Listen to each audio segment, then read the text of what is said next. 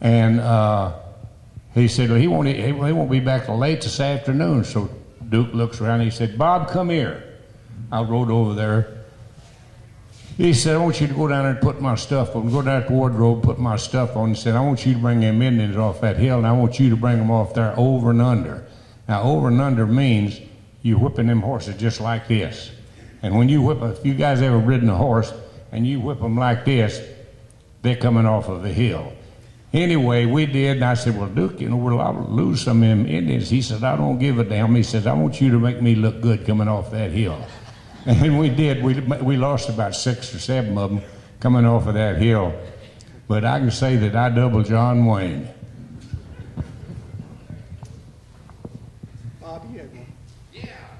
I was going to ask. Oh, first I was going to ask Scott, what's the worst bull you ever rode, Scott? Well, actually, I get asked that question quite a bit. The worst are probably some of the meaner bulls I ever got on. Obviously, I got on the bull Bodacious here at the Fort Worth at Tough Edeman's bull riding back on April 1st in 91 or 92. I didn't ride him. I was 7'6" on the whistle, and he broke my wrist in bucking me off. He was incredible. But while riding him, the power and how high he jumped, I mean, he had the features that you just dream about as a boy. So I did get on him. I didn't quite get him rode. He was in his absolute prime. Towards the end there, when they outlawed him, started hurting everybody. He got pretty big and smart and heavy. But he bucked. I tell you, man, that was a dream come true that day. What's the worst bull you ever rode, John? Me? No, he's talking to me. I've heard a lot of bull, but I don't think I've ever ridden any. Only movies I've ever been in is home movies. Tell us that you've told me some stuff about your Uncle Pat that most people tell us something about your Uncle Pat that most people don't know. Well, that show Beverly Hillbillies. They came to him. They wanted him to be in Beverly Hillbillies, and he read the script and he says, "That's the craziest thing I ever heard of. Who's going to think you watch a program bunch of hillbillies coming to Hollywood, And so he said, but I'll help you out. And he and Buddy Ebsen were real close, so he got Buddy in there, and he knew Lester Flatt and Earl Scruggs, and he got them. Pat had a great memory, fantastic memory. And when I was about 8 or 9 years old, we lived in Gadsden, Alabama, and Dad bought a place and it had a swimming pool in the backyard. And the people that had owned the house before us had put fish in it and put a water fountain in the middle of it.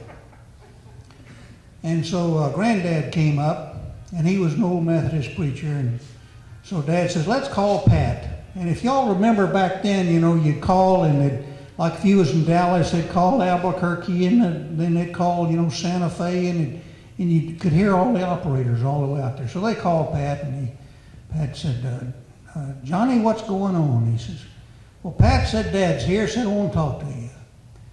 And Granddad got on the phone, and he says, Pat, you ought to see Johnny's place. He's got a cement pond in the backyard. So that's where the cement pond came from. And then when they came along with the show that he was Mr. Haney in, Green Acres, he jumped at that. And they wanted him to be, I think, the owner of the store there, and he said, let me have Haney's role. And they said, well, he's just in the first episode. So then he sells a place and leaves. He said, well, let me play with it a little bit. So that's how Mr. Haney was born. Got some more questions? Tell about the vest. The vest that you got here. Well, I've got a vest. This is not his vest. I've got one that he wore when he and Gene Autry were on the television out of Nashville showing their movies. And his daughter sent it to me. Now this badge here, it says Pat Buckram Special Deputy and some county in Ohio, and it's where Portsmouth, Ohio is, and Pat was up there when Roy Rogers had the festival up there, and so they gave them all badges. So it's an official, real badge. And I go up to Kenton, Ohio every year where they made the Gene Autry cap pistols. Of course, the people up there, they recognize the Ohio badge, you know, and so they kind of shape up. Anybody else? I was going to ask Pat, how did you get into music? What, you know, music and horses seem like cutting horses seem like a different kind of place to be. How did you get into Well, I was roping calves, and I was 18 years old, and I wasn't roping as good as I should have, and I couldn't hardly buy gas, and gas at that time was around 22, 25 cents a gallon, and stay in the motel, and I wasn't winning that consistent. And I was at Vicey, Oklahoma, and this would have been 1955 or 1956, I guess, and after the rodeo, they had a rodeo dance. And I growed up, my dad was a musician, and I growed up going to barn dances, and I learned how to play a flat top guitar, and growed up with music, but I never dreamed I'd ever be a professional musician. And eventually, the guitar player was sick on this Western swing band. And so I just brazenly walked up there and told him I could work that job for him. And so I did. I worked that job that night and got paid $20. And entrance fees was only $10. And that's how I really got started playing music, was to supplement my rodeo career. Yes, sir. Did you know that Gene Autry used to come back to Dublin over in Stephenville? He'd go around and put $100 bills in all the old folk mailboxes, every one of them. Every time he come to town.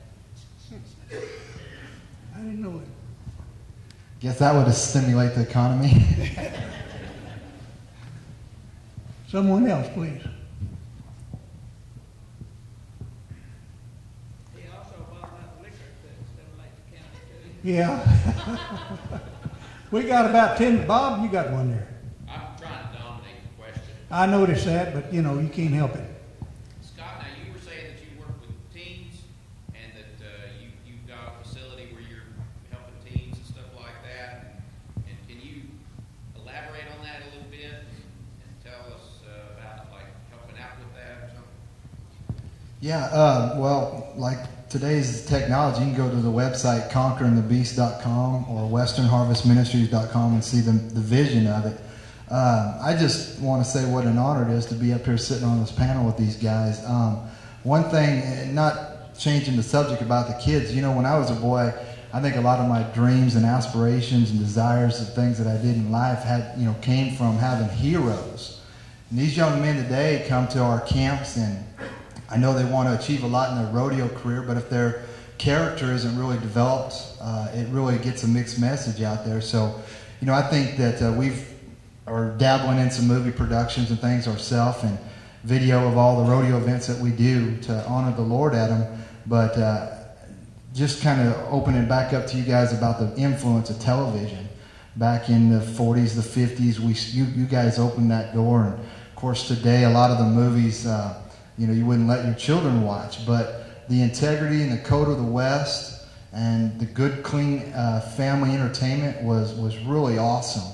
So it's a privilege to be here today. I just hope that we could begin to understand how much of an influence that is. But to develop somebody's dream and give them a sight, everywhere we go, you wear your hat in the airport.